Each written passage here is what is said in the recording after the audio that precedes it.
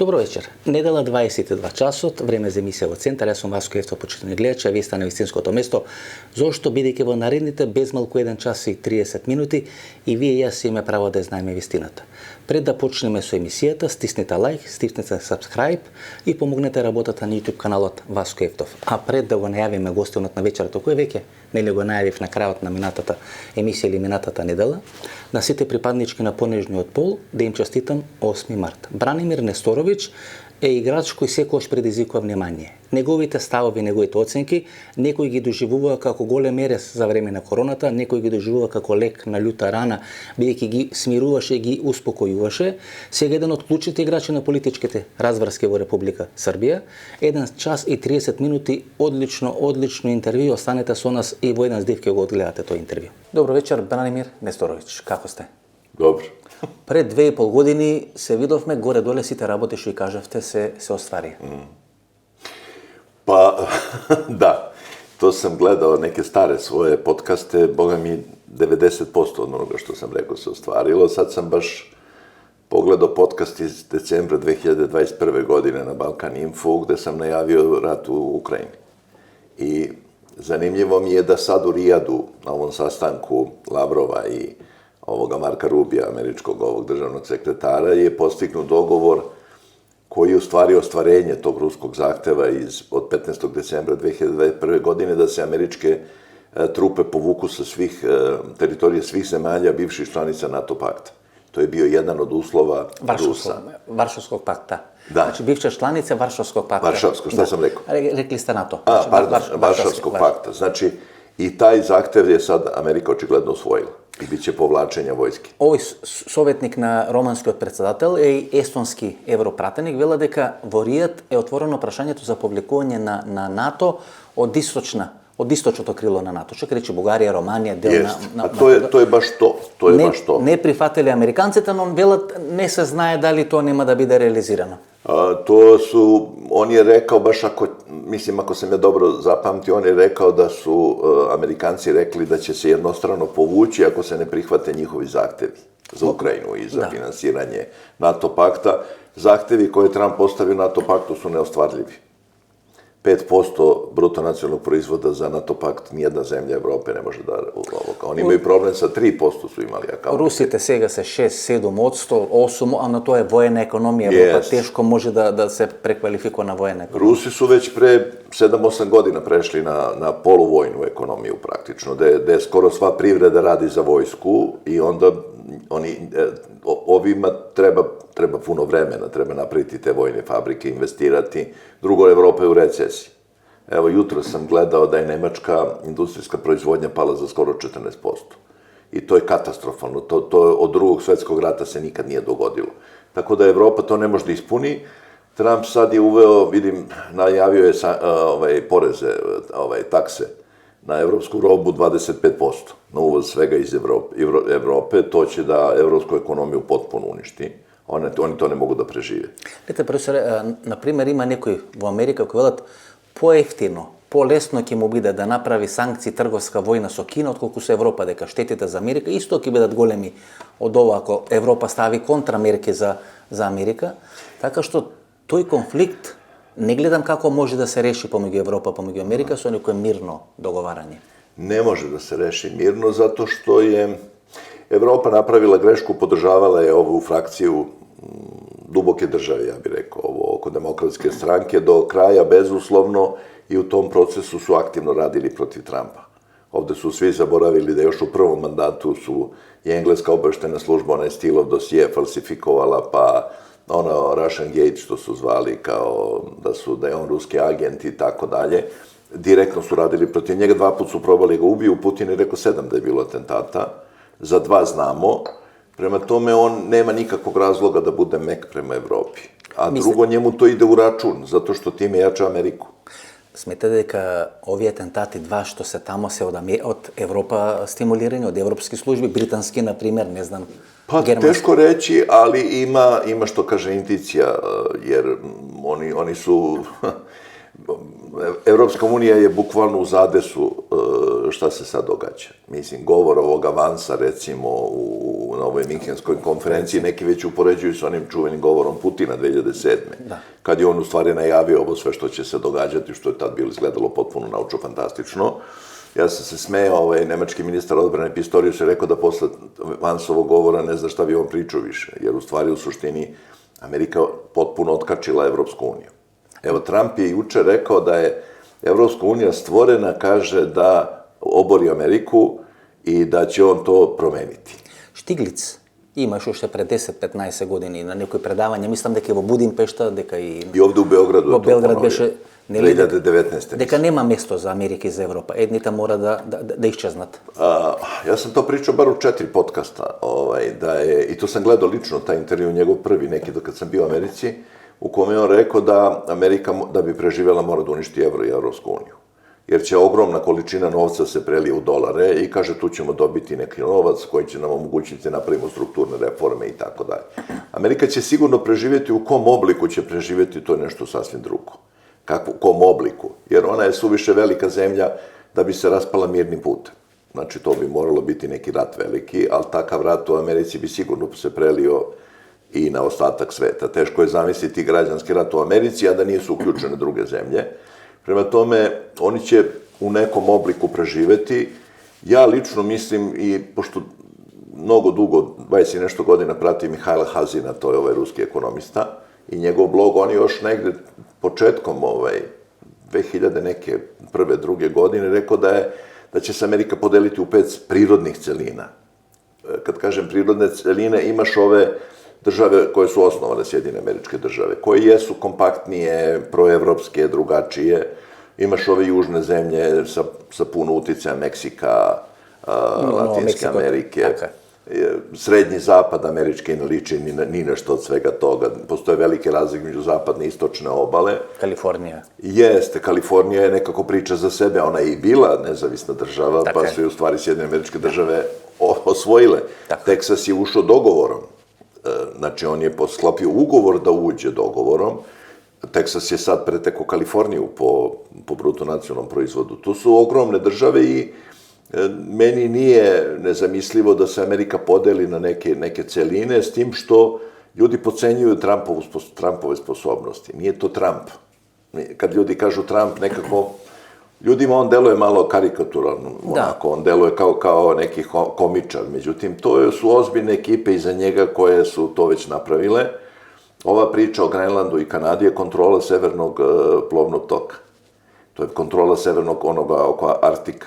Ovo što su Rusi već najvećim delom uspeli da osposobe, mada ne može baš cele zime, ali veći deo godine može, zato što on blokira Kini trgovačke puteve.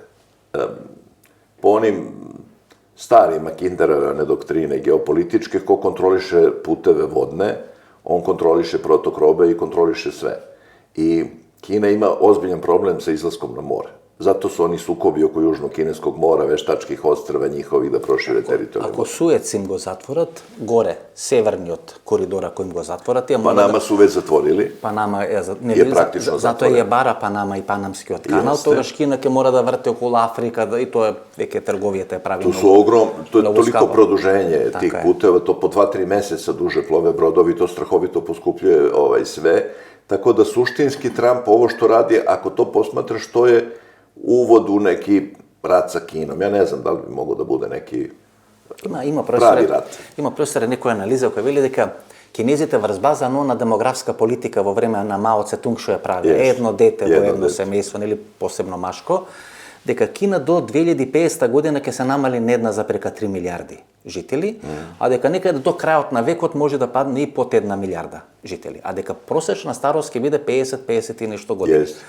Тоа покажа дека ако Кина не ги искористи следните 10 до 20 години да се наметни како суперсила во светот, ќе биде многу потешко после 30 или 40 години. Американците тоа го знаат и дел на договорот со Русија е како всушност, што вели Достоевски, не може да има двајца ако нема тројца. Како да ја земат Русија од предградките на Кина? Ja mislim da, to je moje mišljenje, mnogi ljudi se ne slažu s tim mišljenjem, mislim da Trump ide na apsolutno pomirenje sa Rusijom da bi odvojio Rusiju od Kine.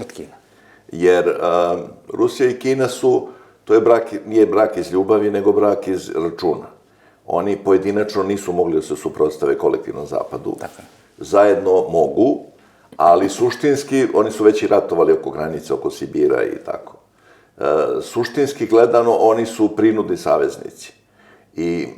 A istorijski gledano, Amerika i Rusija su prirodni saveznici i bili su veliki saveznici, jedan dug vremenski period vremena, recimo Lincoln, ruski car Aleksandar II. III. Aljaska. Kupovanje. Jeste, pa praktično nije ni kupovano, to je praktično poklonjeno Americi, zato što je bila ta ideja da se povežu prugom, u stvari. Transsibirska železnica je trebalo da se završi u Americi. Da, od Vladivostoka, da, preko Aljaska, da. Praktično nikad nije ni plaćeno, u stvari. Izgleda da nikad taj novac nije ni dat. Ja sam nekoliko ljudi pitao istoričara, izgleda nikad nije isplaćeno tih nekih... Profesore, нели дека имаме две светски војни големи, но многумина историчари велат дека всушност 3 светски војни, најмалку 3, дека она руско-јапонска војна 1904-1905 година е всушност првата светска војна. Бидејќи тамо се замешани и Европа, односно Франција, Германија, Велика Британија и Америка е замешани, дека американците да ги спасуваат русите како тежок пораз доживаат во руско-јапонска војна. Него губат Сибир, губат Манџурија, губат делови на Кореја, губат овие Сахалински, Курилски острови, но него губат Сибир. Jeste. Tako da su oni bili saveznici, onda posle toga su uspeli, to je delo engleske obaveštene službe, oni su uspeli da tu ekipu sklone, najvećim delom ubistvima.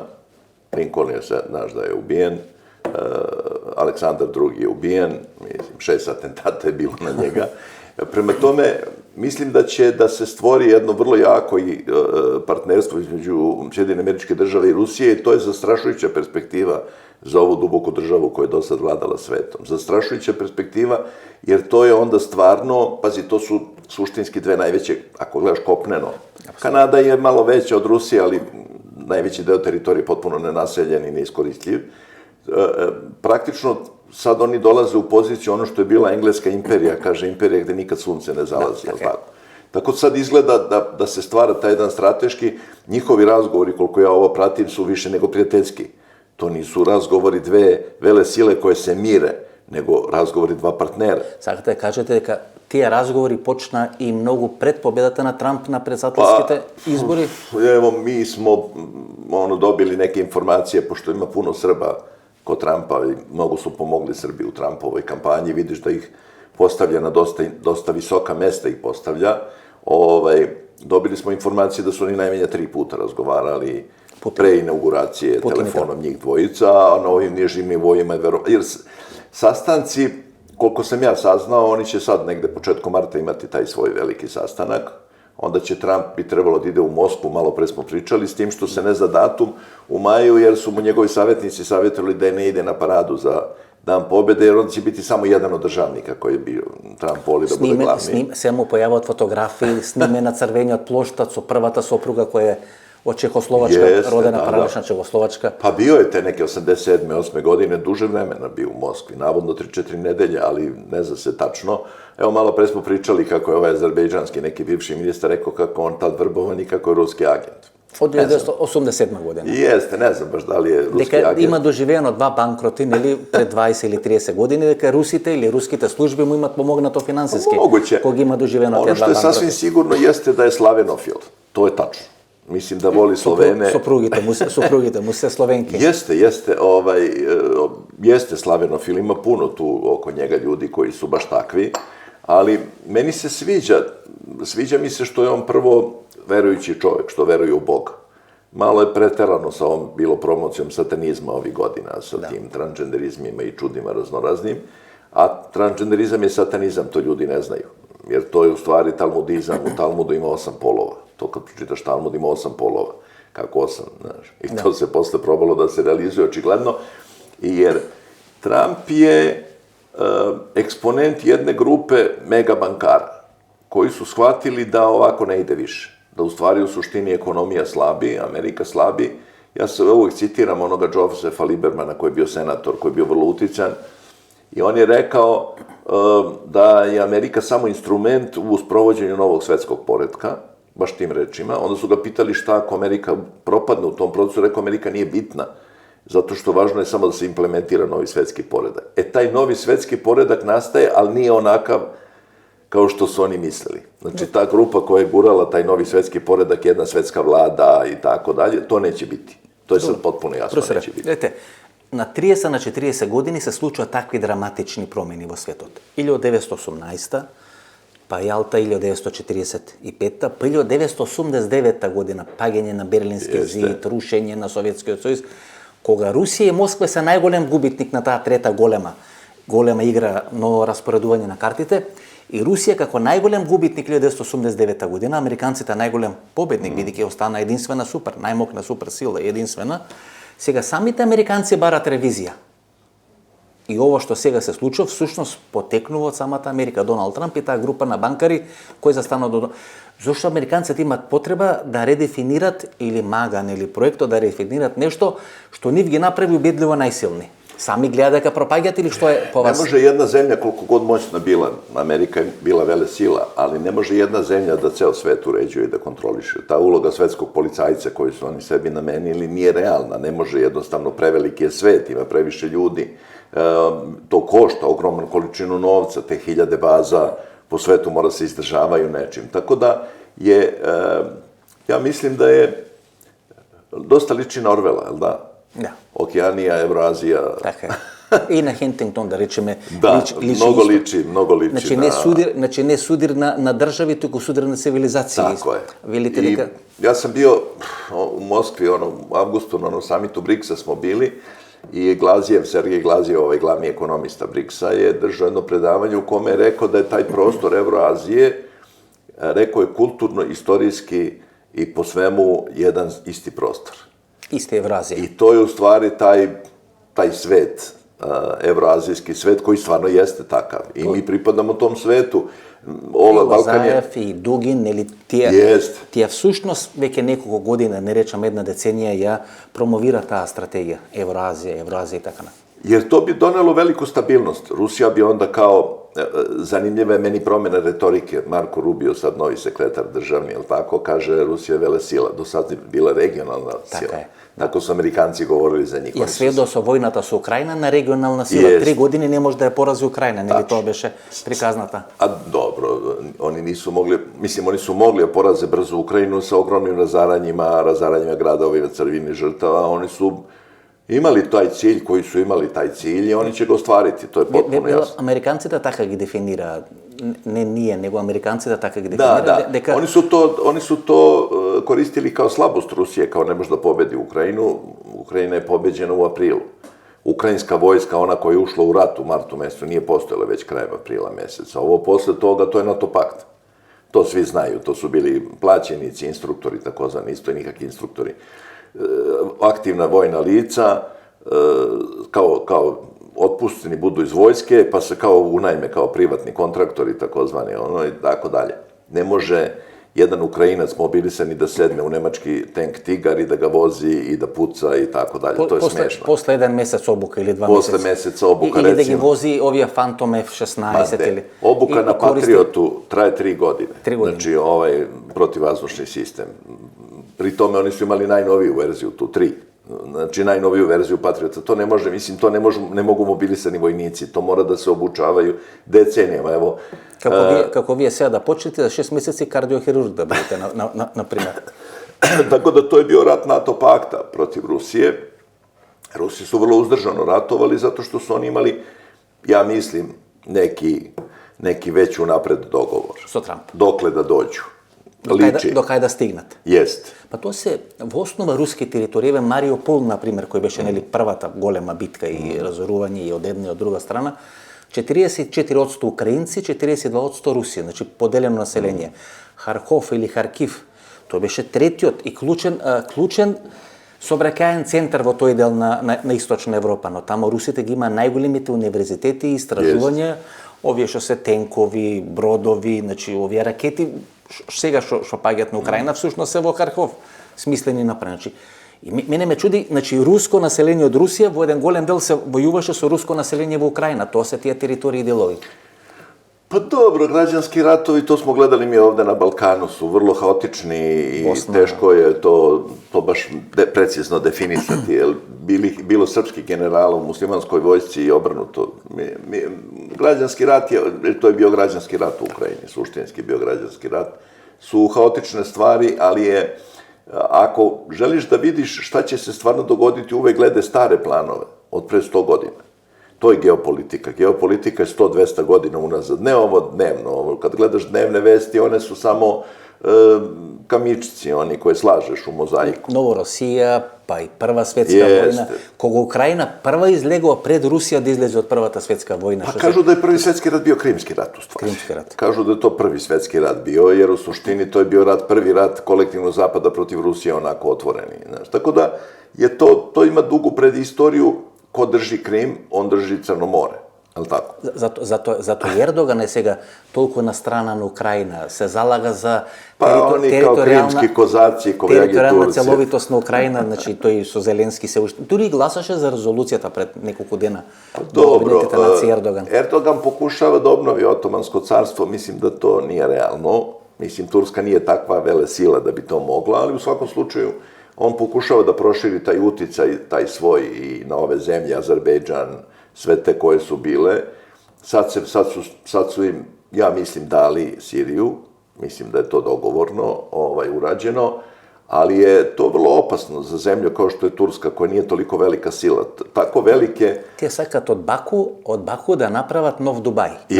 Тоа е стратегијата, ви од Баку да направите нов Дубај. A oni baš hoće Otomansku imperiju, ali tako kad se šire neke zemlje koje nisu mnogo stabilne, znaš, da za širenje mora budeš mnogo stabilan unutra. Oni nisu stabilni, pa Erdogan izgubio sve lokalne izbore. U Istanbul. U Istanbulu, u Ankari. Во два ciklusi, во Ankara, во Izmir, во dva ciklusi je porazen. Ja sam bio sa savjetnikom gradonačelnika Istanbula, koji je ova suprotna partija. I on je rekao, Erdogan je mrtav čovjek politički, ima, mislim, sledeće godine on ima izbore u Turskoj. I tako da je u stvari, ovo sve što nama deluje dramatično je u stvari sve logično.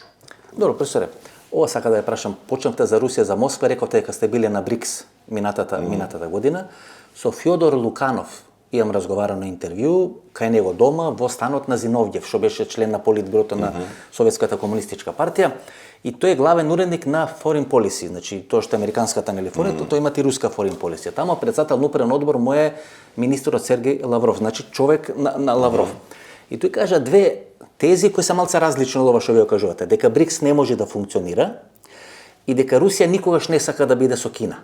Се плаши да биде со Кина, дека има, ова е 2012 година интервју, дека има потреба од Кина, но се плаши да биде од Кина, бидејќи Кина секогаш Русија доживува, вие србите викате улес, во Македонија нема добар некој превод, крадец би требало некако да се нарече, дека Кина секогаш ја смета Русија улес на далечниот исток, дека тоа го смета за своја територија, своје царство. Pa to je ovo što sam rekao, da su oni prisilni saveznici. Rusija i Kina su sad trenutno saveznici i Kina ima svoju politiku, naravno. Meni je zanimljivo, ja sam pričao sa još nekim ljudima, ova priča oko valute BRICS-a, koja je bila najavljena za oktobar i koja je odložena.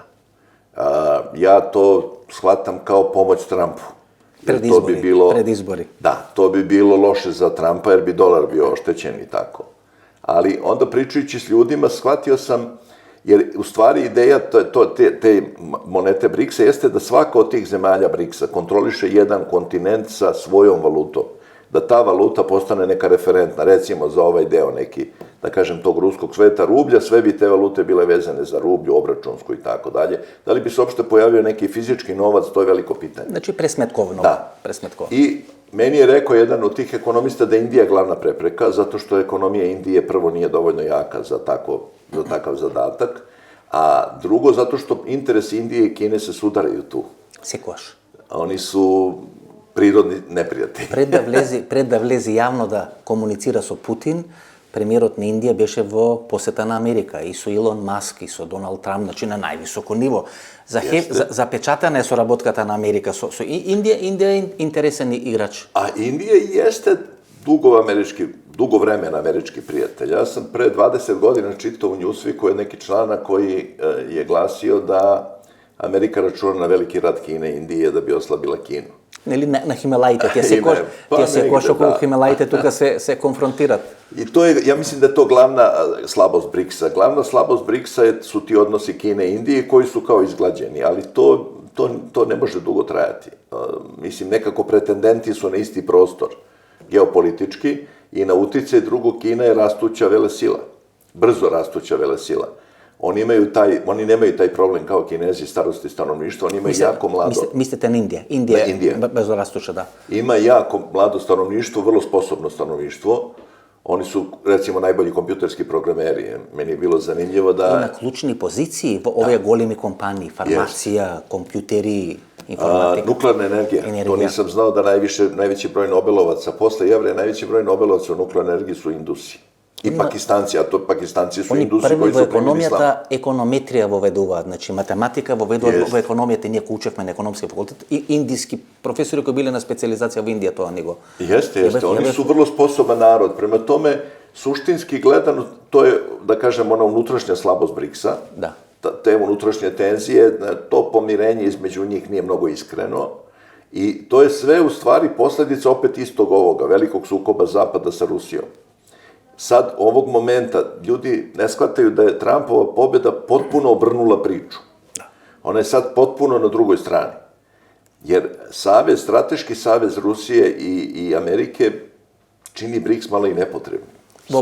Во моментот е тотално непотребен. Pa nepotrebno, šta će? Се договорија тие. Да. Нели? Има договор. Сено, професоре, за Русија може уште едно прашање.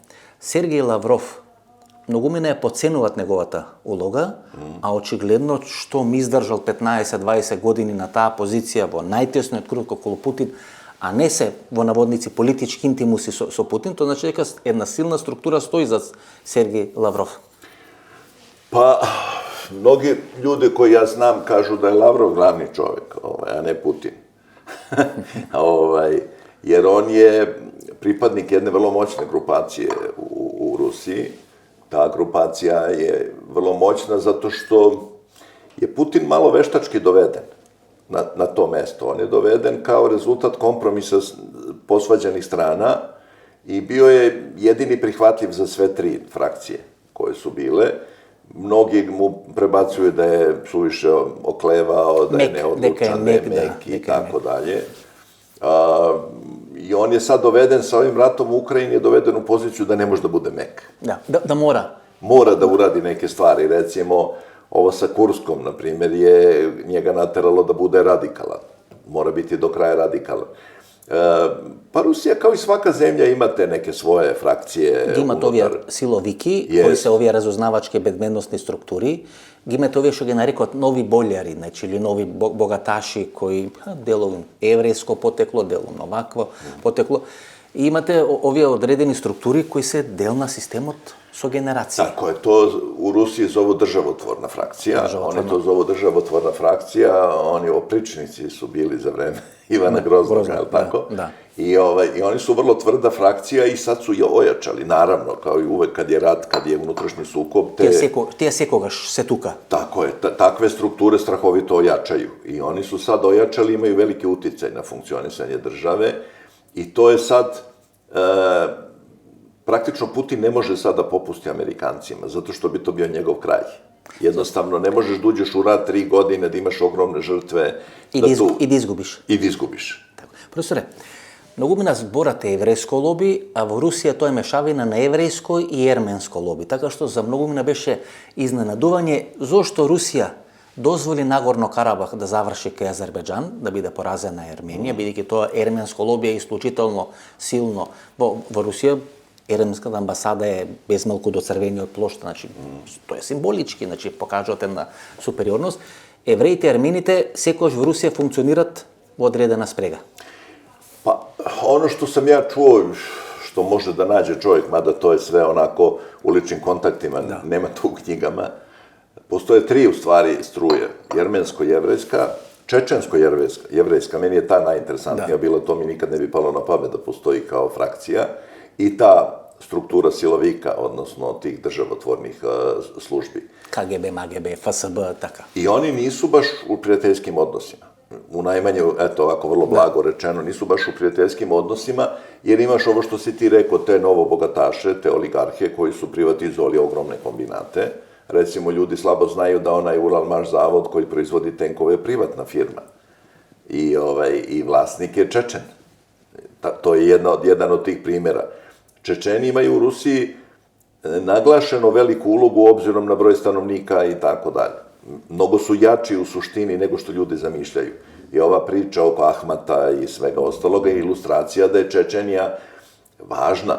Važna je zato što je to južna granica Rusije i zato što Čečeni drže muslimane u Rusiji pod ipak nekom kontrolom da ne bude, jer uvek možeš da izazoveš Dagestan, znači, to je mek stomak, neli site ruski generali koji stanali maršali morali da služat na Kafkas. Tako je.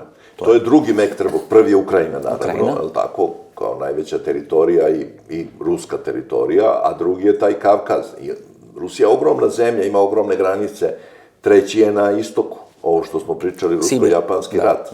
Zašto je, priča se da je Jelcin smenjen kad je teo da vrati iz Kurilska ostrva Japanu, da su ga zbog toga smenili, jer Kurilska ostrva su strateški važne da se drže morski putevi. Ljudi ne razumeju šta znači što su Englezi ratovali za Falklande. 1955. godina tije го враќат Порт Артурово пристаниште, кое е нивно клучно пристаниште, на Кина и го враќат, бидејќи тоа е единствено руско пристаниште во топлите води на Пацификот. Мислам дека време на Хрушчов, неколку години после тоа Хрушчов го менува. Значи, Русија има една колективна меморија да не дозволува делови на незина територија кои се стратешки клучни да бидат отуѓувани. Pa evo, ako gledaš Balkan, zašto je bila volika bitka oko Crne Gore? Ne sme se dozvoli, po britanskoj doktrini, ne sme Rusija se dozvoli izlaz za topla mora. A praktično, jer oni i sad ovo preko Crnog mora opet imaju Bosfor. Imaju Bosfor, mislim, da bi zašli... Rusija zato i vleze vo Prva svetska vojna da go dobije Carigrad, da bide... To se nikad ne menja, ja zato kažem, ja zato volim da čitam tu geopolitiku, zato što to se ne menja mnogo. Ako shvatiš principe funkcionisanja, imaš te kontinentalne sile i ove morske sile, morske uvek pobeđuju. Sekoš. Rusija je kontinentalna trenutno, a Sjedinjene Američke Države su i kontinentalna i morska. To je njihova velika prednost. Profesore, ako Huntington седне да го анализираме, тој вели дека постојат 10 цивилизации, ајде да опростиме што се вели. Имате кинеска цивилизација, па имате јапанска цивилизација, па имате индиска цивилизација, па имате муслиманска цивилизација, тоа е четврта, па ова во Јужна Америка што ќе се формира петта, руско-словенска цивилизација, американска европска цивилизација. Ете, ако Трамп има наклоност кон словените, тогаш таа американска цивилизација, наместо да биде во коалиција со ова западна европска цивилизација, сега полека преку северниот ток или северното крило вамо на Арктикот горе, со Русија прават одредени пактови. Pa, evo, ti si malo pre pomenuo Zinovjeva. Ja sam čitao tu knjigu Zapad, Aleksandra Zinovjeva, i to je interesantna knjiga o mentalitetu Zapada. Da je Zapad u stvari mentalitet. Nije to toliko geografski ili ekonomski pojam, nego mentalitetski pojam. Međutim, Zapad je sam napravio jednu grešku jer je uništio sopstveni mentalitet. Oni su odstupili od sopstvenih, pa da, oni su odstupili od onoga što je bila suština Zapada. Evo ti juče skačem s teme na temu, ali nije skakanje s teme. Ovo što je rekao van s njima da ste ukinuli demokratiju. Juče uhapšen ovaj Đorđescu u Rumuniji, koji bi vjerojatno bio predsjednik. Znači, oni su odstupili od osnova svog, a to je slobodna reč, je li tako, demokratija, slobodni izbori. Ние го снимава на 27. февруари, значи еден ден, всушност на 26. На 27. февруари го снимаме интервјуто, значи еден ден после апсењето на кандидатот за романски. Tako da je Zapad sam radio na urušavanju sopstvenog tog identiteta kolektivnog. I onda taj sad identitet poremećen i ovaj transgenderizam i ovo sve što se događalo, znaš, je prilično ljude sludelo na Zapadu. Oni sad, ti kad gledaš, evo meni je zanimljivo ovi izbori u Nemačkoj koji su sad bili. I ti kad gledaš, jeste, kaže AfD je druga partija. Ali kad gledaš šta je ko osvojio, to je istočna Nemačka, zapadna Nemačka. AfD je celu istočnu Nemačku uzeo, CDU je uzeo celu zapadnu Nemačku. Znači ne može se spojati. Znači, jedan isti narod. Ne može se spojati. Eto, to je u stvari gubljenje kolektivnog identiteta. Znači, on ima model. Političar koji poteknuo od istočne Germanije, Merkel, da bude jedan od najdolgovečните, нели, германски канцелари, и таа успеваше како личност да ја направи таа кохабитација. Ја нема Меркел и Источна и Западна Германија гласа за две различни политички структури. Да, значи... А како ние со Европска унија да се споиме, значи нема...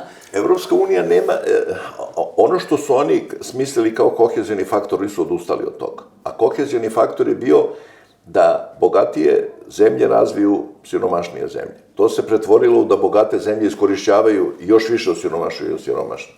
Jer ta priča o pristupnim fondovima i tako dalje, onda ta birokratija toliko narasla u Briselu, da to više ne zna ko pije, ko plaća. I onda oni su malo pobrkali taj, a Trump ovo što vraća sad, zato je meni taj Vansov govor bio vrlo interesantan. On je rekao, vi ste odstupili od vaših principa, slobodnog govora, demokratije i tako dalje. Мислејќи токму на Романија. Мислејќи токму на Романија. Da. И мислејќи на мешањето на Илон Маск во изборите во Германија. Нели? Pa on je direktno podržavao AfD. Ванс мислеше токму, Ванс е мислео баш на то. Oni su hteli da zabrane AfD. Pred izbore je bilo da ih zabrane slično kao Đorđesku, što znači da je isti obrazac, to znači iz istog centra to dolazi. Sa istim optužbama, vidim, Đorđesko optužen da pravi neko kao fašističku organizaciju, hteli su zabrane AfD kao fašističku stranu.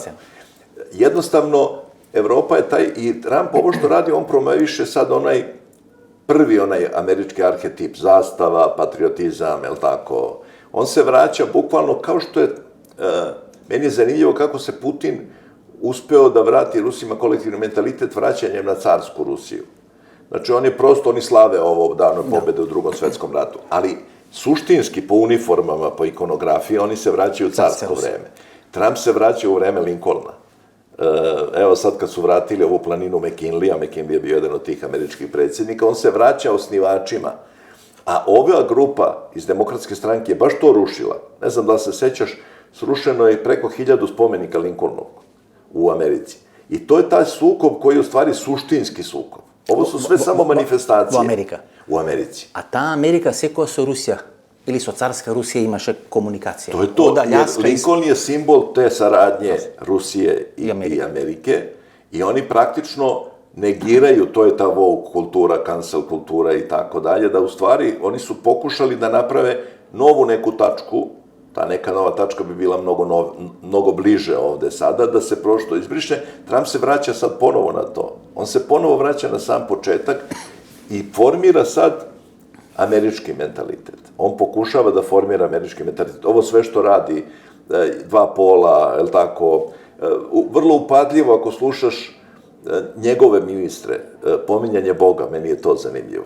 Evo, kad je Kennedy inaugurisan, on je rekao da je se molio Bogu 20 godina, dođem u poziciju da postane ministar zdravlja, da nešto uradi, kaže, a Bog mi onda poslao Trumpa. Znači, ta referenca na Boga je vrlo zanimljiva, jer to je potpuno otklon. I Bog go spasi Trump, Jeste, Trump je rekao, Bog mi je... Trump i verува дека Bog go spasi za da napravi odredeni maga. Ta referenca na Boga je veliki otklon od ovih prethodnika. I to je to. Evropa ne pominje Boga uopšte. Dobro, profesore, две групи на банкари всушност се во некој конфликт. Вие во некој интервју тоа имате објаснето. Кои се тие две групи на банкари кои се во конфликт? Pa sad, nisam ja baš tako neki ekspert, ali ono što čujem od raznih ljudi, što možeš da nađeš, Trump, meni je bilo zanimljiva pobeda Trumpova. Znaš, niko nije probao da pokrade izbore ovaj put. Što znači da je ipak postignut neki konsenzus unutra, je li tako? Da. I izgleda da je došlo do sukoba između tog Londonskog Citya, te grupe bankara, i neke grupe velikih bankara unutar Sjedinjenih Američkih Država. Recimo, uvek gledaš te neke periferne vesti, koje izgledaju kao periferne. Sad su optužili Rothschilda, Evelina, da je seksualno zlostavljao neke saradnice i tako dalje. To sve se događalo 90. godina. Takve stvari, sećaš se kako je počeo Trump sa optužbom protiv princa Andrewa da je bio u seksualnoj aferi. Kad se pojave takve afere, to je znak da se ispod žita nešto krupno događa i uklanjaš te istaknute ljude, kako ćeš da ih istakneš? Pa uvek isto aferama. Oni imaju svi afere, hvala Bogu. I onda, kad vidiš takvu vest, onda shvatiš da neko počinje da udara na Rothschilde, što je izgledalo nezamislivo do sada. Izgledalo je nezamislivo da neko može da ugrozi Rothschilda sa njihovih trilionima nečega, ogromnim bogatstvom. Međutim, pitanje je sad koliko je to bogatstvo. Meni je najzanimljivija vest koje nekako svi su prošli preko te vesti da će Musk i Trump dodu da vide rezerve zlatne američke u Fort Knoxu. I Trump je rekao, šta ako ne nađemo ništa tamo, ako to zlato isto pokrademo? Jer to je osnova federalnih rezervi. Tako je. Osnovatan na Amerika, to je osnovatan na Amerika. Ako ode u Fort Knox i otkrije da nema zlata, nema Feda. Ako nema Feda, onda je ceo sistem... Pa ja. Bretton Woods beše, pa ne znam, beše sve zlatno pada, pravilo... 100 godina monetarnog sistema svetskoga pada. U Amerika. I to su tako ključne neke stvari, to su toliko neverovatne stvari, prosto. To se niko nije usudio. Verujete дека do tamo ќе dojde? Da li ste verovali da će do tamo doći? Ne. Ja sam mislio da će on uraditi svašta, ali ovako, ovo je radikalno. Ovo je stvarno radikalno. Apsolutno. Ovo nije... I radikalno, i teatralno, i onako... Dobro, Trump je... I farsično u određenim fazama. Ja sam za razliku od većine ljudi gledao tu njegov show što je on imao. Nekoliko epizoda sam gledao, gde on na kraju, recimo, kaže, you're fired. Da, otpušten si. Trump je teatralan, on je takav, razumeš, on je Amerikanac, cela pojava mu je, on kad drži govore, ja sam to pričao, meni je zanimljiv, on drži govore kao Duče, kao Mussolini. Ima ono isturanje brade napred, znaš, onoga, i Duče se poziva na Boga često. Na Boga, da. Zanimljiv je, Trump je meni zanimljiv kao ličnost, ali suštinski on je samo eksponent jedne ozbiljne grupe ljudi koja... Ovi evrijski ili izraelski bankari su očigledno zastanati pozadi Trump. I liči da jesu, zato što je njegovo toliko insistiranje na Izraelu i stvarno zaštita Izraela pokazuje da on ima duboke veze sa njim. Znači, evrijski i britanski, svi ti bankari vo London se evo neki konflikt, znači... Jeste, izgleda da taj neki mir koji je bio, pričalo se i ranije da postoji sukob između njih, međutim, ovo je sad rat, ovo više nije sukob, ovo je rat. Ovo je vojna. I ovo je treći, ovo nije treći, ovo je prvi svetski rat, zato što svi ostali ratovi su bili mali. Da. Ovo je jedini svetski, stvarno, mislim da je ceo svet učestvuje. Prethodните dva beza Evropa, ovo je sušnost... Ovo je ceo svet učestvuje, na neki način. Učestvuju svi. Tako da je, i naravno, Trump je odabrao jednu odličnu strategiju. Ti ako hoćeš da praviš duboku državu, ti moraš da imaš pare. Jer oni gore na vrhu već imaju novca i ti moraš da nađeš gomilu ljudi koji rade za tebe ispod i da ih platiš, da im daš pare. Tolike pare možda dobiješ samo kriminalnim aktivnostima, ali tako, mafija, ili krađom iz državnih resursa. I on je sad, šta je uradio? Dve stvari je uradio odmah na početku. Proglasio je meksičke kartele za terorističke organizacije, zatvorio granicu i krenuo da juri zloupotrebe u budžetu. Državne pare.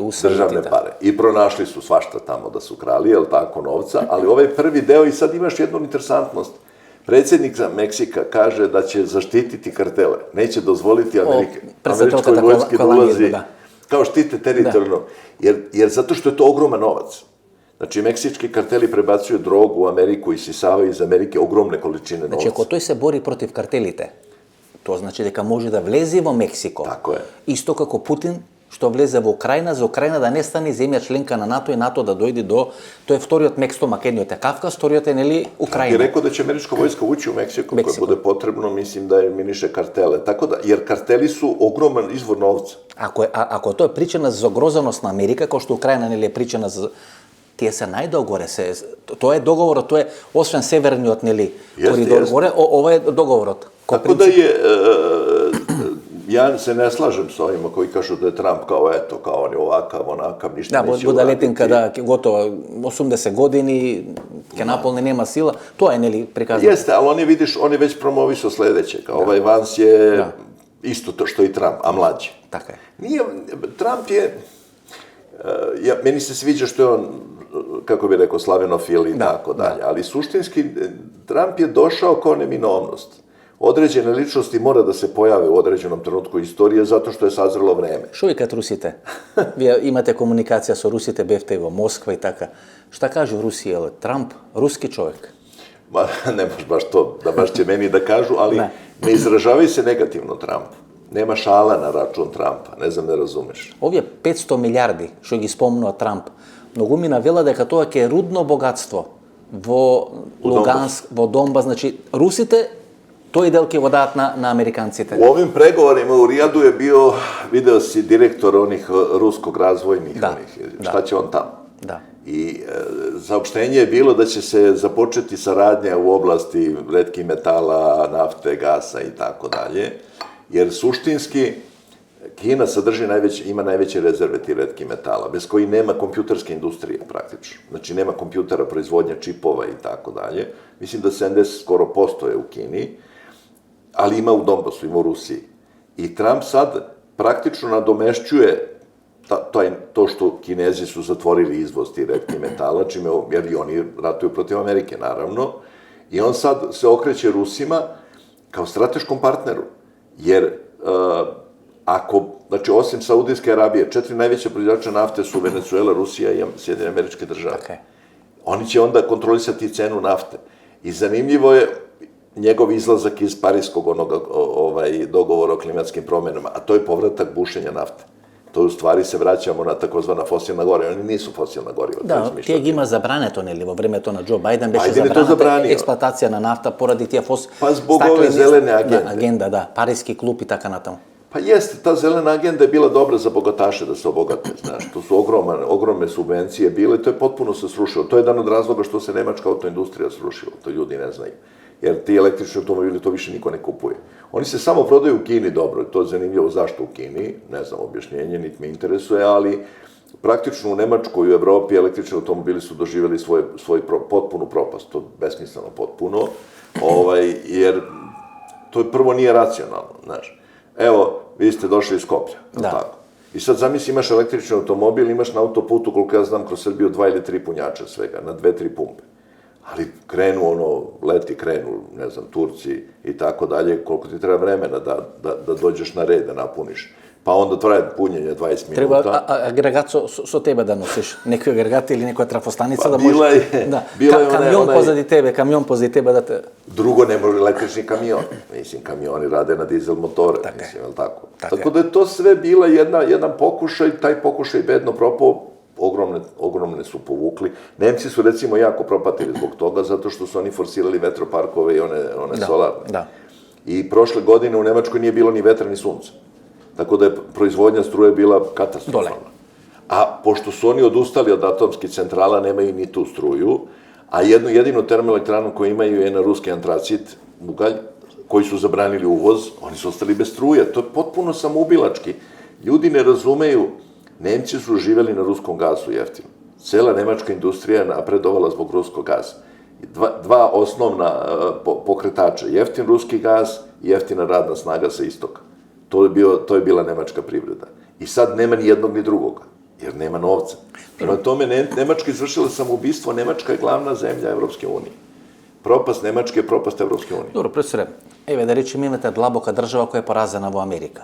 Па имате Европска унија плюс Велика Британија, која гледате сега се во Која е сад озбилна дубока држава, тоа е едина светска дубока држава. Имате Кина, каде што таа длабока држава изминатите 20 или 30 години го селеше својот капитал. И ова што случи во Вухан е дел нели на тој проект. Сите овие големи играчи на длабоката држава, бизнисмени и така натаму, го селеа својот капитал во Кина. Може ли да се случи длабоката држава поразена во Америка, ова јадро, орев, што го велат на Европска унија, 6-7 држави, и Кина, кога гледат русите, американците, односно и Трамп се договарат, и тие да почнат се договарат?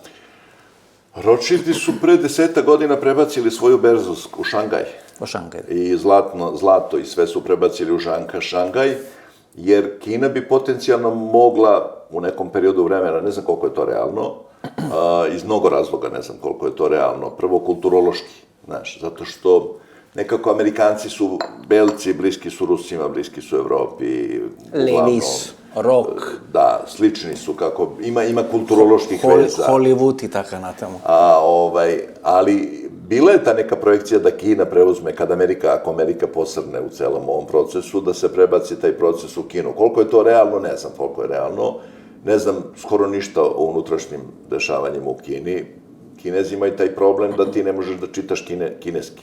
Jel' tako? Ti možeš da pratiš, ja pratim, ne znam, razne sajtove, jer sad je 80-90% ono što kažu intelligence je open source. Google, da. Možda pročitaš ovoga.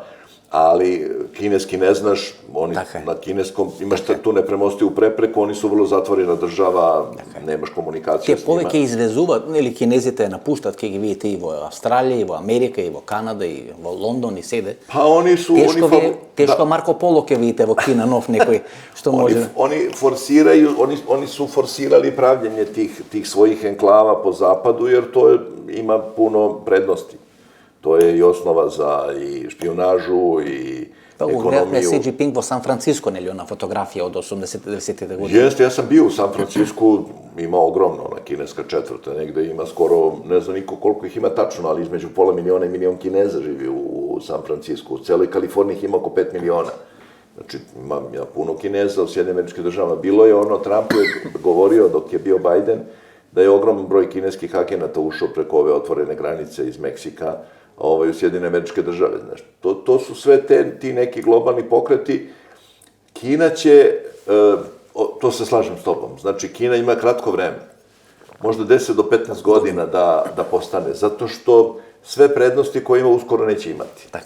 Već radna snaga nije jeftina, jer zato što je porastao standard malo, pristup resursima im je kritičan, oni praktično od Rusije i Irana zavise. Znači, oni imaju 3 zemlje snabdevače naftom, Saudijska Arabija da, ali najveći deo nafte od gasa dolazi iz Rusije, iz Venecuele i Irana. Prema tome, oni imaju problem sa resursima, imaju problem sa komunikacijom, ovo što sam pričao malo pre, imaju problem sa starošću stanovništva. I to su sve ograničavajući faktori koji ih sprečavaju. И клучата битка ќе биде за вештачка интелигенција. Бидејќи кинезите тука се во некоја предност, како што можеме да видиме, и ако имат проблем со демографија, нели со намалувањето, ќе се обидат тоа да го компензират со предност во вештачка интелигенција. Тука е главната на 21. век. Jesu uspešno minirali Trumpov projekat. Projekt, da. Koji je trebalo košta $500 milijardi, DeepSeek je prilično oštetio, ali bitka još nije završena, znači, trajaće bitka, vidjet ćemo šta će Rusi da urade.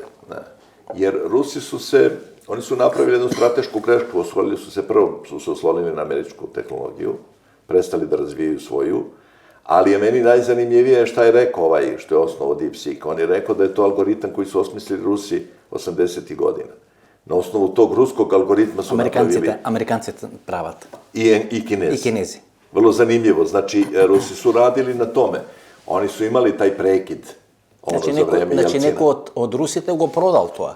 Ili uspjeli da im vleza tamo? Kako su oni došli, do tog algoritma. To je bio vojni algoritam koji je razvio neki institut u Rusiji. Znači, neko je prodao, neko je izdao u stvari, u suštini. Ali to pokazuje da je to vrlo komplikovana priča. Vidim da Rusi kreću u proizvodnju sopstvenih čipova, kreću, znači da postaju nezavisni i na tom delu, oni već prave za vojsku. Ja sam to već pričao, jednom ta priča o tome kako Rusi ne mogu napraviti čipove, svaka raketa ima čip, gomilu čipova, to su vojni čipovi i to se očigledno proizvodi u Rusiji. Ne mogu oni to da kupe od Kineza, ljudi to ne razume. Ako kupiš od Kineza, Kinez ga kontroliše. On ubaci svoj program u njega. Ako kupiš od Tajvana, Amerikanci te kontroliraju. Kupiš od Južna Koreja, povtorno Amerikanci... I za vojnu tehnologiju moraš da imaš svoje kompjutere, apsolutno nezavisne. Pa ovo će da mu hakuje kompjuter, ne može da lansira raketu, ako ima. Jer to ne postoji u geopolitici, ne postoje prijatelji. Znaš ono kako je rekao Disraeli, rekao je Engleska ima 2 prijatelja, mornaricu i kopnene snage. Znaš, to su prijatelji, tvoja vojska i tako dalje. Postoji neka tradicionalna prijateljstva. Evo recimo Srbi, Makedonci, Srbi, Rumuni. Ima neka tradicionalna prijateljstva, ali u geopolitici nema. Profesore, gledajte, prviот мандат на Трамп почнува со оставка на Майкл Флин, генералот кој требаше да биде главен за безбедноста, поради руски врски.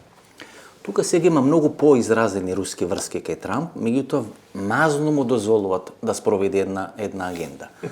2 обиди за атентат, Путин вели 7 и се неуспешни. Или среќа, или овие станаат тотално неуспешни да може да спроведат. Ниеден судски процес како некоја невидлива рака да ги тргаше сите тие опасности за Трамп за да дојде на чело на Америка. Како самите американци да се свесни дека моделот им е потрошен. Тој модел 30-40 години што го инсталира. Meni je uvek bilo zanimljivo, mi smo, ova duboka država američka, ti globalisti takozvani su, po mom mišljenju, prebrzo pomislili da su pobedili. Oni su, kad je pao Sovjetski savez, pomislili sad da su pobedili i počeli su otvoreno da izražavaju svoju agendu i da se eksponiraju. Znaš, oni su počeli da pričaju o tome. Međutim, meni uvijek izgledalo da ima još neka moćna sila u pozadini, koju još uvek ne znamo koja je, koja integriše to sve što se događa. Tuka. Trump, Putin, to je ono cover face, što kažu Amerikanci. To su lica sa naslovne strane.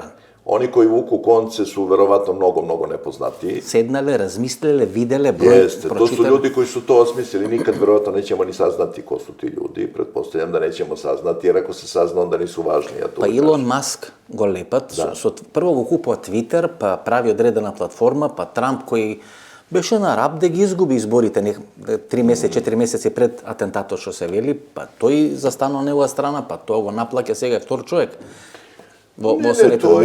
Meni je to potpuno jasno, ali to me i raduje, zato što to je ipak neki garant nekoga pravednijeg sveta. Jer šta god ko misli o vrednosti za koje se zalaže Trump i Putin su mnogo normalnije ljudske vrednosti nego ovo što smo do sada imali, ovu diktaturu. I ja stvarno sve više i više mislim da je taj COVID lansiran kao način da se obori Trump. Ljudi ovde nisu propratili dovoljno. Kennedy je rekao nešto neverovatno. Ministar za zdravstvo. On je rekao da ni Pfizer ni Moderna nisu proizvodili COVID vakcine, nego je to proizvodio Pentagon. Pentagon je proizvodio, oni su samo stavljali svoje pečate i one nalepnice na vakcine. I rekao je, to je bila vojna operacija NATO pakta i Pentagona.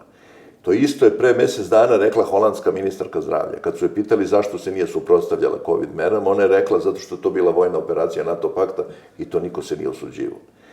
I zašto bi NATO pakt lansirao vakcinu i COVID? Očigledno je bilo nešto jako krupno u igri. I koliko ja znam i koliko sam pratio COVID, to je trebalo da bude 25. godine sve. To je sad trebalo da bude ove godine. Međutim, iz nekog razloga su morali da požure. Da li je Trump krenuo da radi nešto što im se nije sviđalo, da li je bilo to u pitanju.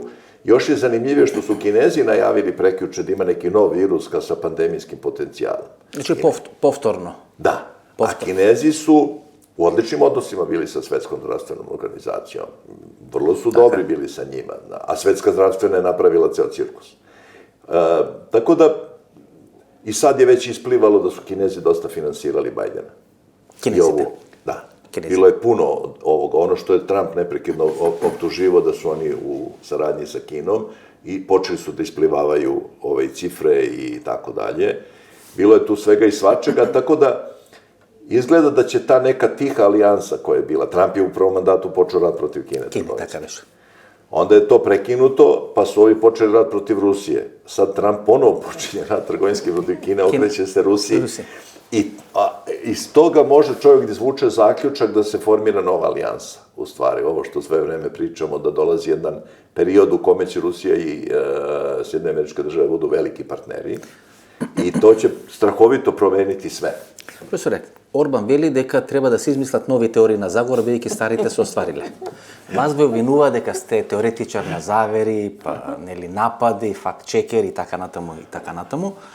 И едни ве сметаат дека сте генije, а други ве сметаат дека сте шарлатан, нели? Тоа беше конфликтот што се врзуваше околу вас. Jeste.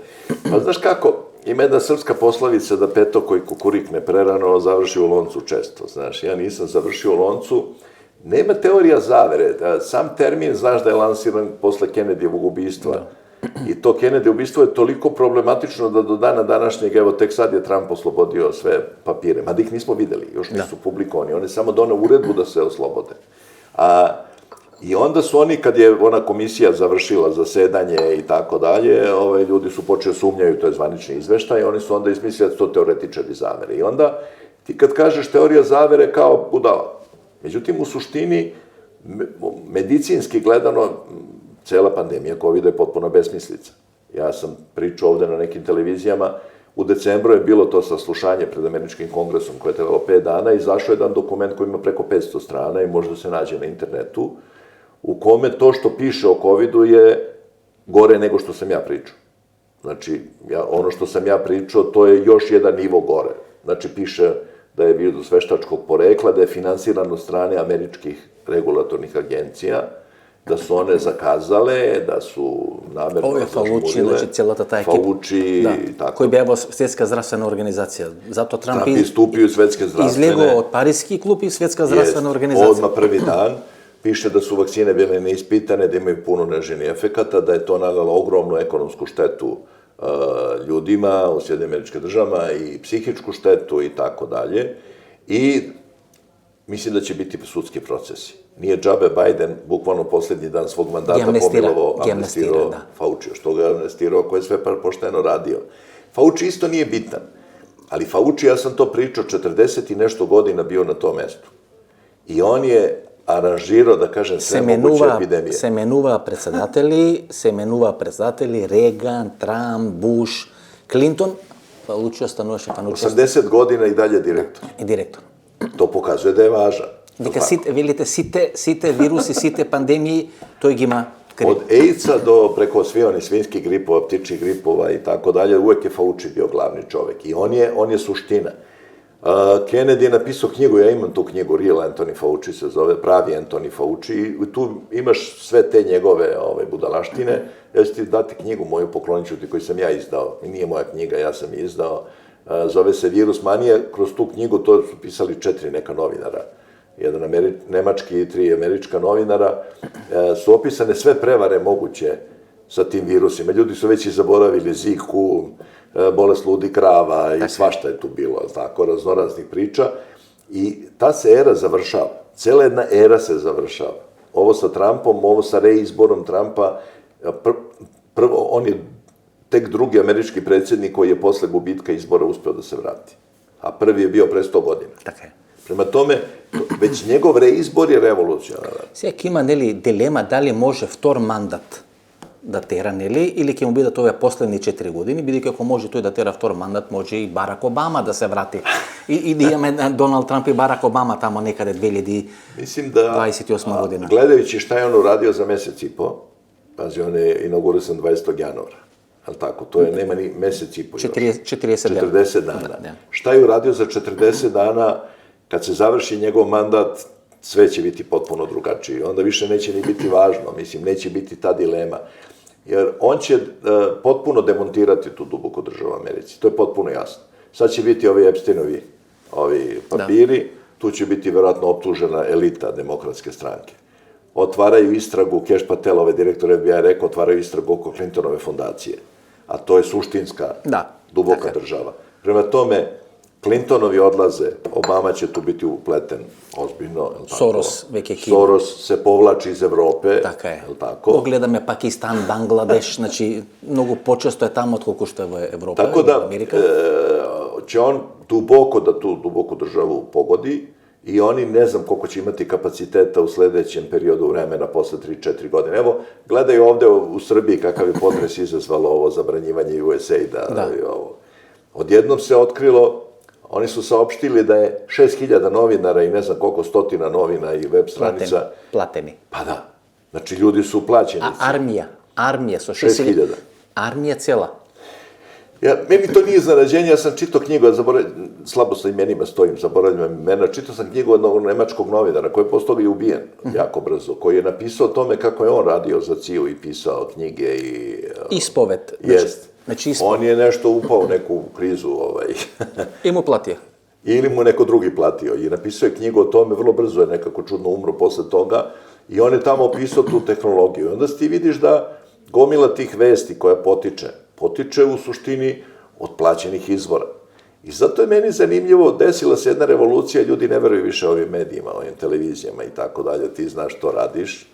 Ljudi sad uglavnom gledaju, mlađi ljudi gledaju podcaste, samo matori gledaju televizije. Сорос и овие демократите веле дека ако не се регулираат социјалните медиуми, нели тоа беше нивна теза, тоа ќе значи смрт за демократијата. Односно, тоа ќе значи смрт за демократијата како што тие сакаат да ја практицираат. Ова им излезе надвор од контрола, и Facebook, и сето тоа. Pa jeste, meni je zanimljivo, ja samo čekam Google, oni još uvijek ćute. Da, tije se nekako... Zuckerberg, moj omiljeni, pošto mene Facebook najviše proganjao kad je bio COVID, rekao da su fact-checkeri krivi jer u suštini oni su napravili ceo haos, A začekaj, ko je zaposlio fact-checkere, pa on, je li tako? Така. I on je vrlo brzo prešao na drugu stranu. On je Па bez nikakvih на problema. инаугурацијата беше, нели, тој Безос, Jest. Илон Маск, значи целата таа екипа. Svi sem Google-a. Google se, oni još uvek Google и YouTube, vagaju. Google и YouTube, нели, YouTube е... A to je Google, da. To je Google. To je Google, znaš. Tako da vidjet ćemo šta će biti. Bill Gates sad će biti eliminisan, verovatno, jer ovim Epsteinovim ovim papirima, Clinton i on su najviše puta bili na tom ostrvu. I ja očekujem da će njega ozbiljno da pogode, zato što je on bio, mada je, vidiš, evo, filantropi, daju pare Svetskoj zdravstvenoj. USAID im uplati $2 milijarde, oni proslede Svetskoj zdravstvenoj. Da ne bi direktno uplatio USAID, jer se zna da je USAID CIA. I onda da ne ispadne da CIA sponzoriše Svetsku zdravstvenu, oni kao daju filantropima, Sorosu, Bill Gatesu, on nije Soros inače, ja sam počeo da govorim. On je Švarc, njegovo prezime je Švarc. Njegov otac koji je osnovao, praktično sponzorisao Esperanto, kao svetski jezik, jer jedna svetska vlada i jedna svetska banka i tako dalje mora da ima jedan jezik, je njemu dao ime Soros, Soros znači uzvišeni na Esperantu. Tako da u suštini, jer on je...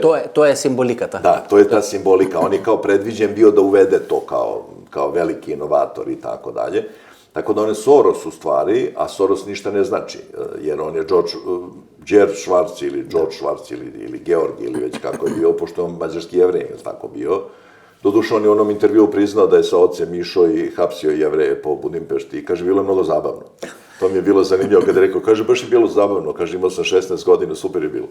Profesоре, пред да ве прашам неколку здравствени прашања, дали мислите дека Трамп ќе влезе во војна во Мексико и Канада? Po onome što ja znam i što sam čuo od obaveštenih ljudi, on će sasvim sigurno Kanadu da uzme. Tu uopšte nema nikakve dileme. Bar neki deo Kanade će uzeti. Moguće je da će odustati od ovih francuskih Kvebeka i tako dalje. Moguće je da će tu da se zaustavi, jer Kanada nije samo teritorija, to je kontrola, ovo što sam rekao, severni puteoplovni. To je tačno. Ali Kanada je deo engleskog dominiona. Commonwealthот. To je objava rata Engleskoj. Така е. Njegova rečenica da će uzeti Kanadu je rekla, mi smo sad u ratu sa Velikom Britanijom. Тие направија држава и нација преку војната со Велика Британија и сега Канада сака да... Велика Британија, например, имам некои информации од Лондон, тие велат дека ќе го бранат Commonwealthот по секоја цена. Тоа значи војна на Америка и Велика Британија. Oni su odmah posle te njegove izjave doneli neku deklaraciju da se bliže povežu sa zemljama Commonwealtha, posebno Australijom. Da. Jer postoji, to je sad interesantno, ovaj AUKUS koji se formira za rat protiv Kine u suštini, to je onaj NATO pakt južni, u tom AUKUS-u je Australija, a nije Velika Britanija. To je jako zanimljivo. Znači, ono što formiraju te kao snage koje će Kina. Тие купуваа подморници, па им ги откажа на Франција, па тоа беше една криза Австралија и Франција пред 2-3 години. Da, tako da, mislim, kad se završi Kanada, dolazi Australija. Ne znam koliko je Trump u Meksiku interesantan. Ne znam šta može da dobije sa Meksikom. Ако ги има тие црни пари, како што велите, картели така натаму, тогаш нели како битка против криминалот кој сака да окупира Америка. Pa ne znam, za Meksiko nisam siguran, Kanada 99% sam siguran da će on to ostvariti. I to će ostvariti, ljudi misle kako je to moguće. Pa lako je moguće, Amerika je ogromna zemlja, naći će dovoljan broj političara, novinara koji će promovisati tu ideju. Kanada je baš u lošem ekonomskom stanju, koliko čujemo od ovih naših koji Па се замена, нели се замена овој премиерот, најави заменување. Vešće novog premijera, novi poslanici, onda će novinari da krenu jedno godinu dana kampanju kako je Kanada bankrotirala zbog glupe politike, šta bi nam falilo da uđemo u sastav. Малку страв кај народот, малку песимизам и тоа е веќе... Jedan referendumi uspevaju, zavisi ko ih organizuje, i eto ti Kanada mirnim putem u sastavu Sjedinjenih Američkih Država. Meni to uopšte nije, to mi je smešno uopšte pričati o tome. А со Европа? Например, гледате, Русија 15-20 години инвестира во стратегијата дека само што не се распаднала Европа, готова Европа, не вреди да се соработува со Европа, тоа дел во Србија помине и тоа е доминантно мнозинско размислување, помине во Република Македонија. Се распаѓа Европа или тоа е руска стратегија да... Evropa će sigurno se raspadne. Tu uopšte nema sad više nikakve dileme. Ja mislim, bit će puno promjena granica u Evropi. Mnoge će zemlje nestati, naročito ovde na Balkanu. Ima puno veštačkih granica, znaš, imaš puno veštačkih nacija. ali tako? Imaš puno veštačkih nacija, vidim da je recimo u Prištini prilična panika. Jer prvo, $500 milijarde godišnje koje su dobijali od USAID-a nema, je li tako? Ima makedonski političar, jedan den pred da go snima ovo intervju, veli, ako samo del od Kosova bide zemen, to će bide osnova za Treta svjetska vojna. Znači, gledajte kako tije se mobilizirat okolo to prašanje. To je malo besmisleno. Mislim, nije baš Kosovo toliko važno.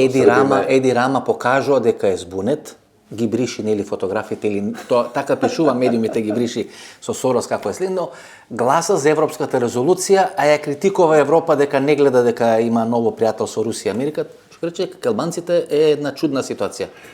Pa, glavni sponzor im je u problemu. Da. Glavni sponzor im je bila Sjedinjene Američke Države i Velika Britanija. Javna je tajna da je britanska obaveštena služba bila, njihova ideja je bila, to je preuzeto iz Vatikanska. Vatikan je imao ideju o Velikoj Albaniji kao načinu da se kontroliše Balkan preko ne Slovena. Jer Britanci ne vole Slovene. Smatraju ih prirodnim neprijateljima svojim, oni su sarađivali sa Turcima, bilo s kim, samo protiv Slovena i njihova politika na Balkanu je uvek antislovenska, koji god da su narodi, šta god, narodi imaju promenljivo mišljenje zato što ih formiraju elite, novinari i tako dalje, pa se to menja. I onda ta ideja Velike Albanije je originalno ideja Austro-Ugarske. Austro-Ugarska to je Vatikan. Vatikan je formirao Austro-Ugarsku i sad je, koliko ja vidim, pominje se ponovo. Бугарската историчарка Теодора Толева. Толева jeste, ima napisala knjigu. Има книга, нели, врз база на архивите во Австро-Унгарија, односно Виена. Vidim da se ponovo aktivira ta neka ideja o nekoj Austro-Ugarskoj i tako. Jer Vatikan sad, javna je tajna da Vatikan pokušava da uđe na mesto USAID-a ovde. Овој папа, нели, кој сега е на умирање, не знаеме, нели, што ќе се случи со него, тој беше благонаклон кон Путин и кон Москва. И тоа му беше најголема критика во ватиканските структури. Така што Ватикан сега очигледно ќе треба во наводници да се реформира и да биде штитот, ударната тупаница. Vatikan mora traži sad svoje novo mesto. Znaš, on traži novo mesto. Taj novi svetski poredak ima 3 centra. Vatikan kao centar vere i uticaja, Londonski City kao bankari i Washington kao vojna moć. Nema ni jedan više od tih. Znači, od ta 3 stuba novog svetskog poretka nijedan više ne funkcioniše kako valja. Prema tome, Vatikan sad mora se prilagodi tome, da se na neki način ubaci. Koliko god je kao papa bio blagonaklon prema Rusima, ja mislim da nije, jer on je promovisao ideju u Ukrajinskoj pravoslavnoj crkvi, što je izazvalo velike probleme. To je bio ozbiljan problem. Това беше притисокот и врз Македонска црква да ја призна Украинската православна црква. Meni je zanimljivije šta će biti s Vaseljenskim patrijarhom, koji je bio USAID. Da, CIA. On je držao sliku Bajdenovu i Obaminu u svojoj kancelariji, pazi, Vaseljenski patrijarh. I on će sad morati da se prilagodi. On je vodio otvorenu antirusku politiku. A šta god mi mislili o Rusima, mi, pravoslavci, smo naklonjeni Rusima. Tu nema baš neke velike dileme. Ja ne mogu da razumem da neko, mislim, želi da bude sa, ne znam, nekim bezbožnicima ili katolicima ili čak i muslimanima, to je druga religija. Prema tome, mi smo najbliži tome. I sad tu će biti vrlo zanimljivo, Rama je tipičan primer, znaš. On je političar veoma osrednje sposobnosti. Pa и самиот вели, во неговото семејство има католици, има православци, има муслимани, нели? Pa imaš sever Albanije je jako mnogo bilo i katolika i pravoslavaca bilo. Dole na jugu ima puno Grka koji su pokatoličeni ili prešli u islam. Prema tome, oni su heterogena jedna grupa. Njima će biti jako teško ako se promeni zato što njima fali kulturni identitet. Oni su formirali svoj identitet na osnovi ideji jedne zajedničke države. Teritorije. Zname, teritorija, jazik, ili leta na jazik. Malo je to je premalo. Znaš, to je premalo. Ti moraš da imaš makar jedan neum. Jednu crkvu, ne znam me razumeš. Ali tako, Svetog Nauma. što sam rekao, Neum, Da. Svetog Nauma. Jednu crkvu ako imaš iz 12. veka, ti već imaš kulturni identitet. Tako je. Ako su tvoje sve relikvije stare 50 godina, 60, 100 godina, 100, 200. ako nemaš knjige iz 10. veka, 11. 12. veka, teško ćeš ti da formiraš. Zato сакат ови Јован Бигорски манастиро да го земат од 12. 13. нели век, бидејќи им треба нешто што е барем 8, 9, 10 veka staro. Jeste, treba ti zato što to je taj kontinuitet jednog naroda, to je taj kulturni identitet koji se, tu treba puno vremena da se formira, znaš. Ti možeš da formiraš te neke veštačke nacije, ali one su vrlo kratkotrajne. Čim se promene uslovi, to je problem i sa drugima, to je recimo problem Slovenaca. Ja to stalno pominjem, 48. godine je bio referendum kome bi volio da se pripoje, ono kad je bilo u Klagenfurtu, Celovcu, i 80% je bilo i nešto za pripajanje Sloveniji. A kad je ponovljen pre 10 godina, onda je bilo 80 nešto posto da ostanu u sastavu Austrije. A to je, ja mislim lično da je to potpuno nemoguće. Ja ne mogu da verujem da bi recimo u Kumanovu referendum bio da se pripoje Bugarskoj, recimo, ili Srbiji, svejedno, jer ljudi imaju neki kulturni identitet svoj, imaju svoju neku naciju. Tako da to pokazuje da to ti možeš da stvoriš takve neke nacije, znaš, ali to opstaje samo ako neko pomaže to neprekidno sa strane. Со пари, со логистика, со се. Novac kroz ulaganje u istoričare, lažne sociologe koji će ti pisati lažnu istoriju. Првите тенкови и авиони се секојаш историјата и историчарите, па медиумите и подоцна доаѓаат, нели, овие... Jer to tako funkcioniše, ti prvo jednu ekipu iškoluješ neke elite, takozvane, koje onda posle to edukuje, pa onda se uči u školi malo, pa onda uđe u zvaničnu istoriju i to se uhvati. Ali ovo je sve staro 50-60 godina. Ja sam to pričao u nekom podcastu na prvom sastanku albanske vlade 1912. godine, kad je formirana Albanija kao država, niko nije znao albanski. I komunicirali su na turskom, engleskom i srpskom. А има некоја снимка каде што Вучич и Еди Рама разговарат на српски, не зна дека се вклучени микрофоните и разговарат. Значи Еди Rama знае српски. Tako da, eto, to je taj problem i zato će biti puno promjena granice. Ja mislim da će biti puno promjena granice, bit će vrlo revolucionarna vremena koja dolaze. 1848 година што беше, нели, прајање Италија, прајање Германија. Значи, има такви години секојаш во историјата. Evo, Italija tipičan primjer veštačke zemlje. Така е. Je li tako? Така е. Од Тирол горе до Сицилија. Kakve veze ima Tirol i Sicilija? Sicilija i Sardinija i така. Oni jesu uspeli, ipak je 200 godina prošlo, nešto jesu uspeli da naprave. Тоа наскоро направи Југословенија, ако беше Југославија. 1848 направила. Ali brzo se raspalo, vidiš, evo, to je tipičan primjer. Ti Jugosloveni su brzo nestali. И тоа се распадна на истиот принцип како што гласа во Германија, на западна и источен. Значи западен и источен дел. Da, jer ako odeš u Milanu, to je sasvim drugo nešto kao Rim. Така е. Zato što su oni 50% genetski Austrijanci, Nemci. Tako da, biće tu puno drame će biti, bit će puno separatističkih pokreta, jer kad se raspada neka velika formacija, onda svako tu gleda neki svoj da nešto... Nešto da kjari, nešto da dobije. Da malo... A ke vas, što ke bide? Putin se spasi, ne li to go konstatiramo, ke se spasi ili Vučić? Pa ne znam kako će da prođe ova situacija, zato što trenutno njegov rejting je takav da ova kriza će morati da se razreši izborima. Veliko je pitanje da li on sad možda dobije izbore u Srbiji. Vi imate jedna teza koja je interesna, kao što vidite, 30% od naroda го мрзи Vučić. Тој не може да биде некој што ќе го заздрави српското друштво и српското општество. Значи, тоа е генератор на кризата, а не може да биде генератор на помирување. Kad je društvo polarizovano, kao je ovo u Nemačkoj, kao u mnogim zemljama, kad je društvo polarizovano, vidiš u Americi nije pola-pola, tamo ipak 60% na drugoj strani. Znači, kad je društvo polarizovano, onda nema politike, nego je to borba. To je borba za preživljavanje. To je uvek loša pozicija, zato sam ja onda savjetovao njemu da podnese ostavku, jer to bi smirilo tenzije. To bi smirilo tenzije, jer ti imaš sad to za Vučića protiv Vučića, pa Vučića mrze razne frakcije. Neki ga mrze, ovi je proevropski što ne ide brže ka Evropskoj uniji, ovi ga drugi mrze što ne ide ka Rusiji, ovi treći zbog ovoga, zbog onoga. Во партијата негова го мрзат, бидејќи веќе им здосади 20 години. Pa, istekne ti neki period vremena kad si popularan. Prema tome, jer ovde se u Srbiji desilo nešto jako neobično, to je aktivirala se ogromna masa ljudi. I ta... Se krena Srbija. Da, pokrenula se. Jer mi smo uvijek imali na izborima glasalo oko 55% ljudi. Znači, 40% je smatralo da su izbori besmisleni, da nema nikakve opcije za njih, nisu izlazili na izbore. Posle ovoga, to neće da bude tako. Ma gledajte, vi sekoš imate takvi neki ciklusi. 87. godina, pa ne znam, Gazimestan, posle 89. godina, pa 91. godina tenkovite, pa protesti 90. godina, vamo protiv Slobodan Milošević, pa Đinđić i ona vaša šarena revolucija, pa svega, znači vi takvi neki ciklus imate, Pa to je čudno je zato to je što... srpsko društvo. Pa jeste, zato što to, kako se menjaju uticaji, znaš, geopolitika se uvijek odražava na unutrašnju sliku u jednoj zemlji, znaš. Ja mislim da će i u Makedoniji sad da se promeni, jer u Makedoniji, ono što ja znam, ja sam često dolazio u Makedoniju jedno vreme, sad sam malo ređe zbog obaveza nekih drugih, i znam prilično šta se tamo događalo. Makedonija je prošla onu fazu oduševljenja Evropskom unijom, članstvom u NATO paktu. Bila je jedna faza, je li tako? Da. Bila je na samom početku vrlo jaka frakcija za Bugarsku. Je li tako beš? VMRO je na osnovu toga u stvari pobeđivo na izborima. Međutim, vreme koje prolazi nekako sve te ideje pogasi.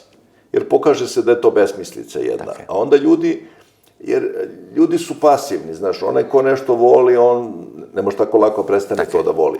I onda to traje, taj proces traje, ali ti vidiš, recimo, u Srbiji je sad podrška Evropske unije oko na 20 i nešto posto. Znači, na to nivo je spadno. A bilo je 60. 60. Bilo je 60, znaš, pokazalo se Evropska unija nema šta da ponudi. I onda se ti ciklusi kreću. Ja lično mislim, to je lično moje mišljenje, ovo niko mi nije rekao, mislim da će novi dogovor Putina i Trumpa očistiti sve lidere na Balkanu, ove male. Jednostavno će resetovati i dovesti neke potpuno nove ljude. Kako vidite, bo nova kola ne može so stari vozači. Ne može. Mora so novi vozači. Ima srpska poslovica, ista je i ruska, novo vino se ne stavlja u stare mehove. Tako da, mislim da će potpuno biti promjena. Meni je potpuno jasna ovo što kaže nervoza Ramina i ovih drugih, znaš, ovoga i u Bosni. Muslimanski političari su vrlo nervozni. Gleda to, včerašnji slučaj so Dodik zabrana 6 godini. Pa jeste, to je besmisleno, to je nepotrebno zaoštravanje, ali to je pokušaj da se dok još, jer sad je taj prelazni period. Nemamo američkog ambasadora u Beogradu, nema američkog ambasadora u Sarajevu i to je pokušaj u tom interregnumu, u tom periodu kad nema ništa, da nešto uradiš. Tako je. Znaš, to su ove sankcije, nisu recimo koje su Amerikanci uveli u posljednjem trenutku, to je besmislen pokušaj. Evo, juče su Amerikanci produžili još mjesec dana taj rok i neće biti nikakvih sankcija, potpuno je jasno. On neće da ukine sankcije zato što mora da objašnjava zašto ukida sankcije ruskim firmama. Maki se dogovori sa Rusija. A dogovorili su se već, koliko ja znam, oni su se već dogovorili, to je već završeno. Profesore, još dva pitanja. Čovjek odvela deka prosečno je projektiran da žive 120 godini. Jeste. Zašto ne živeme 120 godini i koji se posledicite od ova korona koja beše pred 5 godini? Pa, mi sad znamo da naše ćelije imaju konačan broj deoba. Znači, ćelija se deli tokom života. Kad dođu do 50. deobe, to se zove Heflikov broj, to je otkriveno još 61. godine, ćelija prestaje da se deli i ona još jedan period vremena živi. To su te ostarele takozvane ćelije. Možda živi i dugo, recimo ćelija srčanog mišića mogu i po 10 godina tako da funkcionišu, više se ne deli, je li tako?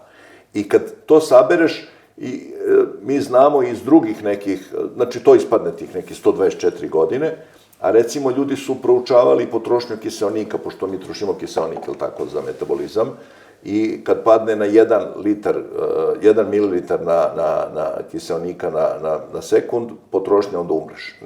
Nema više metabolizma. I opet se slaže, kad se pogleda taj pad, 124 godine. To je maksimalno, ne može preko 124 godine. Najstarija žena na svetu je živjela 121 godinu. Ta neka francuskinja bila.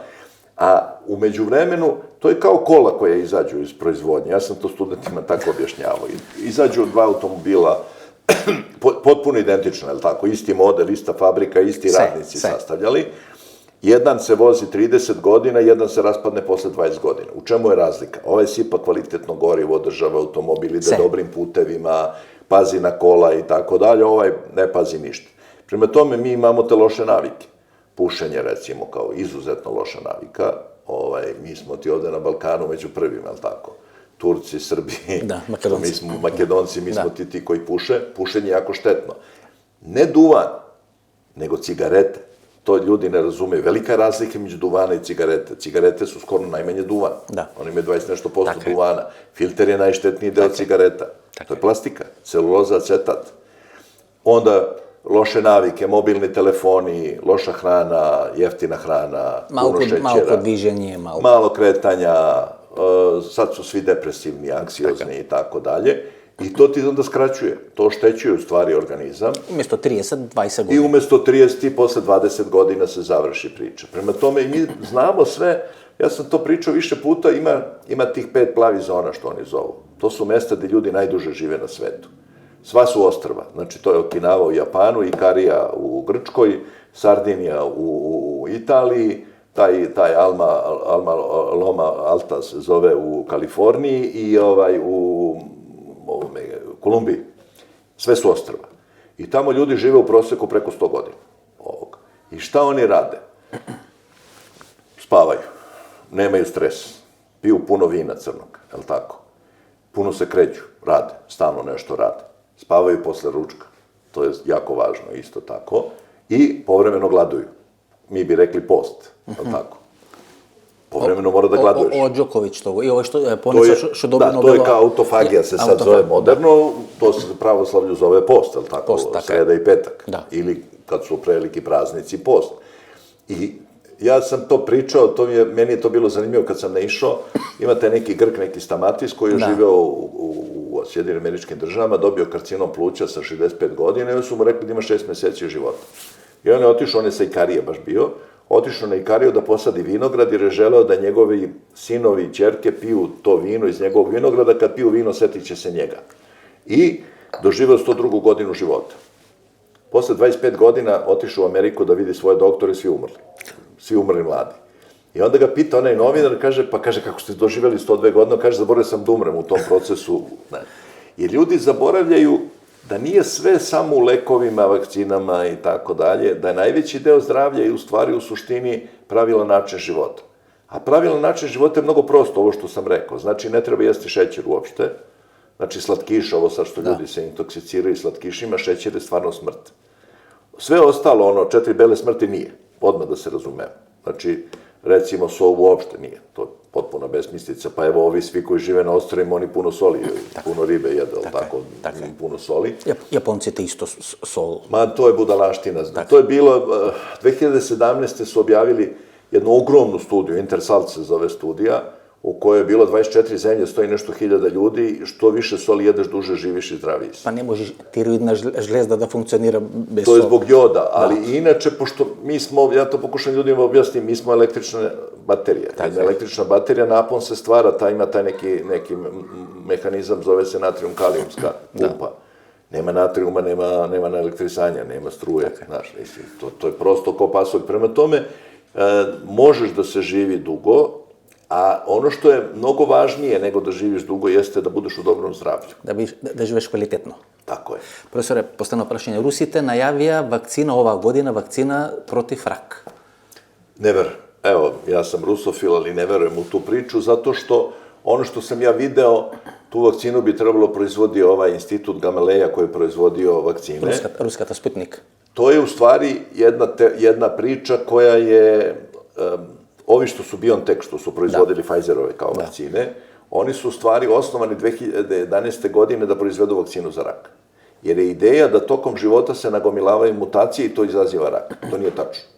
I oni nisu uspeli za 10 godina napraviti jednu jedinu vakcinu protiv raka. I zato što nije teorija, nije ta. Nije tačno da mutacije izazivaju rak. I mi znamo da nije tačno zato što recimo slon ima ogromnu masu, znači puno mutacija u ćelijama, nema uopšte raka, miš koji je mali i kratko živi ima 3 puta češće rak. To je besmislica. I mi znamo zašto je rak sad tako čest, a to je trovanje organizma. Hemijom, čudima. Има американски доктори, научници кои велат дека кога ја проучуваат хромозомската структура на мајмуните на луѓето, нели тие имаат некоја своја математика, некоја своја формула, да не ги замарам гледачите, дека е просто невозможно луѓето да настанат од мајмуните. Ама тоа е сигурно. И они веруваат дека тоа е нешто... Генетика е оспорила потпуно Дарвинову теорiju. Мајмуни имају 24 para hromozoma, ljudi 23 para hromozoma. I onda je bila teorija da su se spojili ti hromozomi dva.